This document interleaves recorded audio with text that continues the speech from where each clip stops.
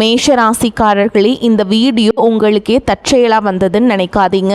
இப்போ நீங்கள் இந்த மேஷ ராசி பலன் பார்க்குறீங்கன்னா அதுக்கு பின்னால் ஒரு காரணம் இருக்குது. சமீப காலமாக மனசில் ஏதோ ஒரு குழப்பம் அல்லது எப்போ நல்ல மாற்றம் வரும்னு ஒரு கேள்வி இருந்தால் அந்த கேள்விக்கான பதிலை தேடி தான் இப்போ நீங்கள் இங்கே வந்திருக்கீங்க. மேஷ ராசிக்காரர்கள் சாதாரணமானவர்கள் அல்ல. துணிச்சலும் வேகமும் உங்களோட இயல்பு. ஆனால் அந்த வேகத்துக்கு சரியான வழிகாட்டுதல் கிடைக்கிறப்போ வாழ்க்கையே மாறுங்க. இந்த உலகத்தில் நம்ம எத்தனை முயற்சி செய்தாலும் எந்த ஒரு நல்ல காரியத்தை ஆரம்பித்தாலும் நம்மை காத்து வழி நடத்துகிற ஒரு சக்தி இருக்குன்னு நம்புறீங்களா? அதுதான் நம்ம குலதெய்வம். மேஷ ராசிக்காரர்களின் வாழ்க்கையில் பல தடவை தெரியாமலே தடைகள் உடைந்திருக்கலாம். கடைசி நிமிஷத்தில் வழி திறந்திருக்கலாம். அதற்கு பின்னால் குலதெய்வ அருளே காரணம். இந்த மேஷராசி பலன் உங்களுக்கு பலன் தரணும்னு நினச்சா இந்த கணமே ஒரு சின்ன விஷயம் செய்யுங்க. கமெண்ட்டில் உங்கள் குலதெய்வத்துடைய பெயரை எழுதுங்க. தெரியாதவங்க எனக்கு என் குலதெய்வம் தெரியாதுன்னு எழுதினாலும் போதுங்க, மனசார எழுதுங்க. அந்த நம்பிக்கை தான் இந்த வீடியோவின் சக்தி. உங்கள் குலதெய்வத்தை மனசில் நினச்சிட்டு இப்போ இன்றைய மேஷராசி பலன்களுக்குள்ள போகலாம் வாங்க. மேஷராசி நேயர்களே, வரக்கூடிய நாட்களில் உங்கள் வீட்டு வாசலில் பணம் மற்றும் புதிய வாய்ப்புகளின் திருவிழாவே நடக்க போதுங்க. இனி வரக்கூடிய நாட்கள் சாதாரணமான ஒன்றாக நினைத்து ஏமாந்து விட வேண்டாம். ஏனெனில் தேவகுரு பிரகஸ்பதி கடக ராசியில் பிரவேசிக்க உள்ளார். இதன் மூலம் உங்களின் 5 பெரிய கனவுகள் இப்போது நனவாக போகின்றன. ஆனால் இந்த வீடியோவை நீங்கள் புறக்கணித்து விட்டால் இனி வரக்கூடிய நாட்களில் நீங்கள் மிகவும் வருத்தப்படுவீர்கள். ஐயோ, இந்த வீடியோவை நான் முன்பே பார்த்திருந்தால் இனி வரக்கூடிய நாட்கள் எனக்கு மிக சிறந்ததாக இருந்திருக்குமே என்று நீங்களே நினைப்பீர்கள். கடந்த 5 மாதங்களில் உங்களின் ஒவ்வொரு நம்பிக்கையும் உடைந்து போயிருக்கலாம். உங்களின் ஒவ்வொரு எதிர்பார்ப்பிலும் தண்ணீர் ஊற்றப்பட்டிருக்கலாம். உங்களின் ஒவ்வொரு காரியமும் 99% வரை சென்று பாதியிலேயே தடைபட்டிருக்கலாம். மற்றவர்களை பற்றி என்ன சொல்வது? உங்கள் சொந்த மனிதர்கள் கூட உங்களை புரிந்து கொள்ளவில்லை. உங்களை வீழ்த்தியவாறு மக்கள் எந்த குறையும் வைக்கவில்லை. யாரோ உங்கள் கால்களில் விலங்குகளை கட்டி போட்டது போல் ஒரு உணர்வை நீங்கள் அடைந்திருக்கலாம். வாழ்க்கையில் முன்னேறவும் பெரிய இலக்குகளை அடையும் நீங்கள் விரும்பினாலும் உங்களால் அதை செய்ய முடியாமல் போயிருக்கலாம். மக்கள் உங்களை வெளியிலிருந்து பார்க்கும்போது மிகவும் பலசாலி என்றும் ஒரு பாறை போன்றவர் என்றும் நினைத்திருக்கலாம். ஆனால் உள்ளுக்குள் நீங்கள் பயம், கவலை, மன அழுத்தம், எதிர்காலத்தை பற்றிய பயம் மற்றும் பொறுப்புகளின் சுமையால் அழுத்தப்பட்டிருந்தீர்கள். உங்கள் வாழ்க்கையில் என்ன நடக்கப் போகிறது என்று யாராவது உள்ளே எட்டி பார்த்தார்களா என்றால் இல்லை. அனைவரும் உங்கள் முகத்தை பார்த்துவிட்டு உங்கள் வாழ்க்கையில் எல்லாம் நன்றாக இருக்கிறது என்றுதான் கணித்தார்கள். ஆனால் இந்த ஜூன் மாதம் உங்களுக்கு ஒவ்வொரு துயரம், ஒவ்வொரு வழி மற்றும் ஒவ்வொரு பிரச்சனைக்கும் தீர்வை வழங்க போகிறது. 5 பெரிய நற்செய்திகள் இந்த காலகட்டத்தில் உங்களுக்காக காத்து கொண்டிருக்கின்றன. அந்த நற்செய்திகள் என்னென்ன என்று அனைத்து விவரங்களையும் ஒவ்வொன்றாக நான் கூறப்போகிறேன். ஆனால் உங்களின் ஒரு சிறிய தவறு இனி வரக்கூடிய நாட்களில் வரவிருக்கும் மகிழ்ச்சியின் மீது தண்ணீர் ஊற்றிவிடலாம். நீங்கள் வருத்தப்பட வேண்டிய சூழல் வரலாம். எனவே நீங்கள் என்ன தவறுகளை செய்யக்கூடாது என்பதை கவனமாக இருக்க வேண்டும். ஏனெனில் பெரும்பாலும் நீங்கள் ஆவேசத்தில் அறிவை இழந்து விடுகிறீர்கள். கடந்த 5 மாதங்களான ஜனவரி, பிப்ரவரி, மார்ச், ஏப்ரல், மே ஆகிய காலங்களில் உங்களுக்கு ஏமாற்றம் எதிரிகளிடமிருந்து கிடைக்கவில்லை. மாறாக உங்கள் சொந்த மனிதர்களிடமிருந்து தான் கிடைத்தது.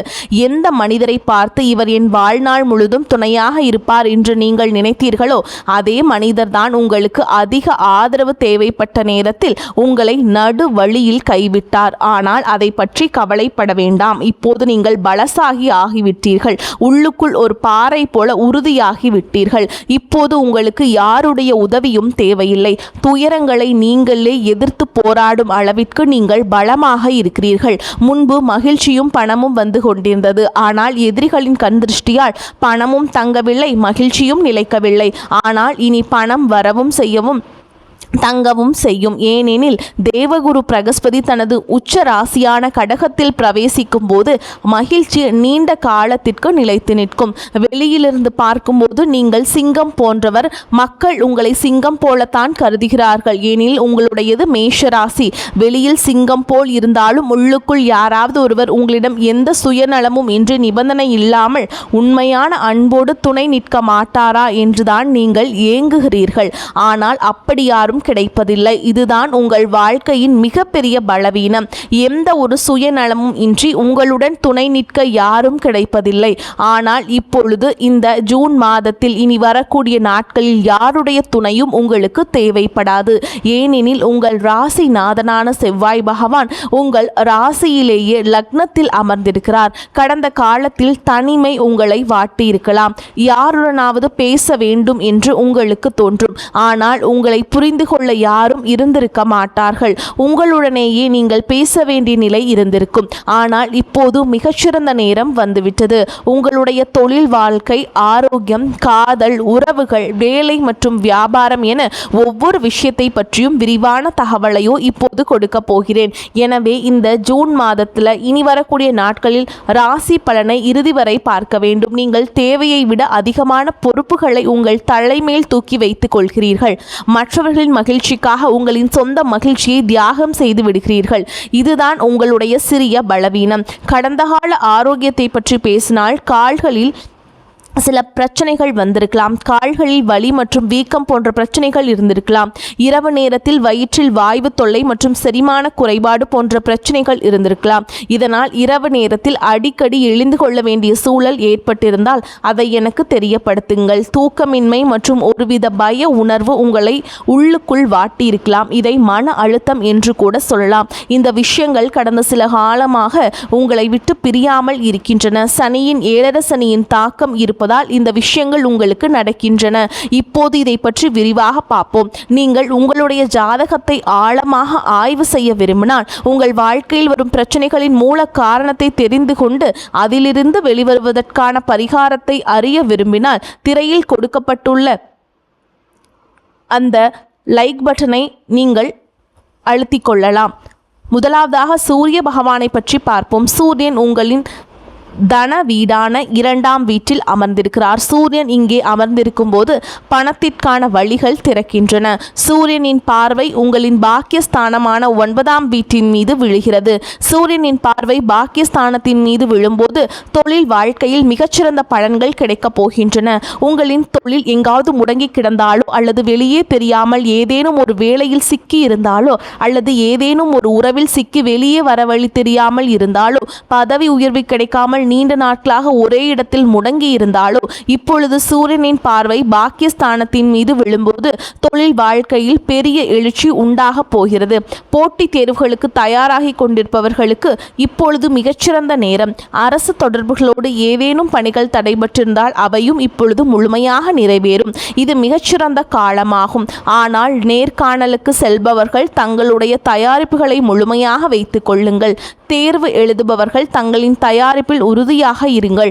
வாழ்க்கை எங்கோ சிக்கி தவிப்பது போலவும் கடனில் இருந்து வெளிவர வழியே இல்லாதது போலவும் ஏதேனும் செய்வினை கோளாறு இருக்குமோ என்று நினைக்கும் அளவிற்கு கடந்த காலம் இருந்திருக்கலாம். கிரகங்களின் பக்க விளைவுகளால் இப்படி தோன்றலாம். சனி 12ஆம் வீட்டிலும் கேது 5ஆம் வீட்டிலும் இருக்கும்போது யாராவது எனக்கு ஏதேனும் செய்து விட்டார்களோ என்று தோன்றுவது இயல்புதான். ஆனால் அப்படி எதுவும் இல்லை. இனி வரக்கூடிய நாட்களில் உங்களுக்கு பல புதிய வழிகள் திறக்கப் போகிறது. நேர்காணலுக்கு சென்றால் தயாரிப்போடு செல்லுங்கள். வெற்றி நிச்சயம். தேர்வுகளில் நீங்கள் விரும்பிய பலன் கிடைக்கும். செவ்வாய் இப்போது உங்கள் லக்னத்தில் இருக்கிறார். இதனால் ஆரோக்கியத்தில் என்ன தாக்கம் ஏற்படும் என்றால், ராசிநாதன் சொந்த வீட்டில் இருக்கும்போது உங்கள் ஆரோக்கியம் மிகவும் நன்றாக இருக்கும். ஒரு புதிய ஆற்றலும் பிறக்கும். ஆனால் 7.5 சனியின் தாக்கத்தால் சற்று வயிற்று உபாதைகள், கால்களில் வலி மற்றும் ஒருவித சோம்பேறித்தனம் வரலாம். குரு பகவானை பற்றி பார்த்தால் குரு 4ஆம் வீட்டில் இருக்கிறார். அதே மாதிரி ஜூன் 2ஆம் தேதி குரு கடகராசிக்கு பிரவேசம் பண்ணிட்டாருங்க. இந்த பிரவேசத்தின் மூலம் உங்கள் சுக சௌரியங்கள் அதிகரிக்க போகின்றன. நீங்கள் புதிய வீடு கட்ட நினைத்தாலோ அல்லது புதிய வாகனம் வாங்க நினைத்தாலோ அதில் ஏதேனும் தடைகள் வந்து கொண்டிருந்தால் இப்போது அந்த நல்ல காரியம் தொடங்க போகிறது. வீடு, வாகனம் போன்ற உங்களின் கனவுகள் நனவாக போகின்றன. இந்த நேரத்தை நீங்கள் முழுமையாக பயன்படுத்தி கொள்ள வேண்டும். குரு 4ஆம் வீட்டிற்கு வரும்போது அவரின் பார்வை 10ஆம் வீடான தொழில் ஸ்தானத்தின் மீது விழுகிறது. இதனால் தொழில் வாழ்க்கை பெரிய முன்னேற்றம் காண தொடங்கும்.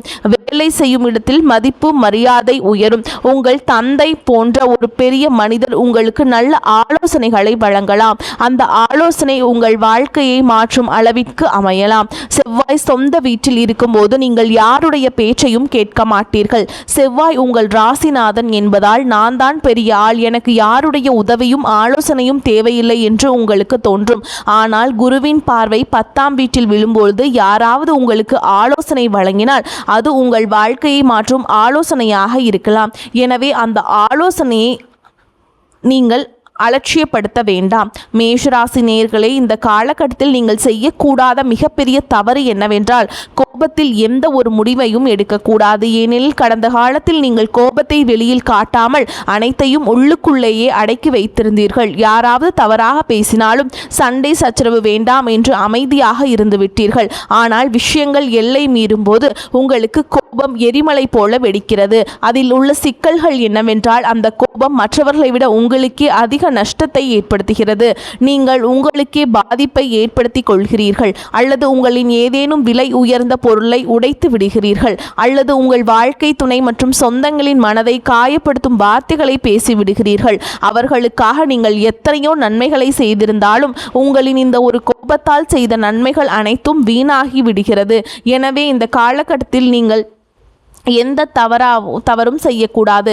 கோபத்தில் எந்த முடிவும் எடுக்கக்கூடாது. கோபமாக இருக்கும்போது வாகனங்களையும் இயக்கக்கூடாது என்பதை நினைவில் கொள்ளுங்கள். ராகு பகவான் நீண்ட காலமாக உங்களின் 11ஆம் வீட்டில் இருக்கிறார். குரு பலமாக இருக்கிறார். சூரியனின் பார்வை பாக்கியஸ்தானத்தில் உள்ளது. இவை அனைத்தும் நல்ல விஷயங்கள்.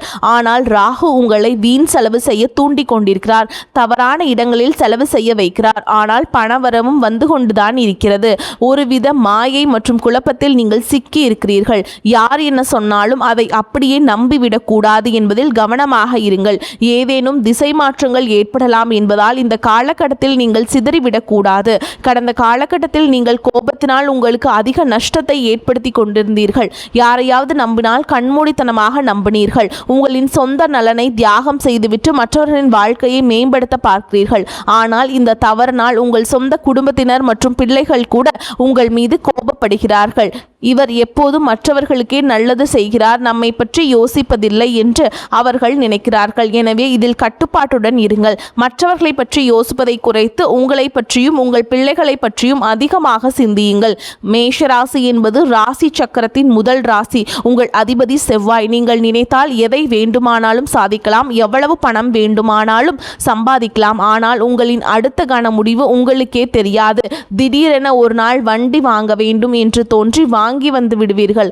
அடுத்த நாள் வண்டியை விற்க வேண்டும் என்று நீங்கள் விற்று விடுவீர்கள். உங்கள் மனம் ஒரே நிலையில் நிலையாக இருப்பதில்லை. உறவுகளில் கூட ஒருவரை பிடித்து பேசிக்கொண்டிருப்பீர்கள். இரவு ஏதோ யோசனை வந்து அந்த உறவு வேண்டாம் என்று கூறிவிடுவீர்கள்.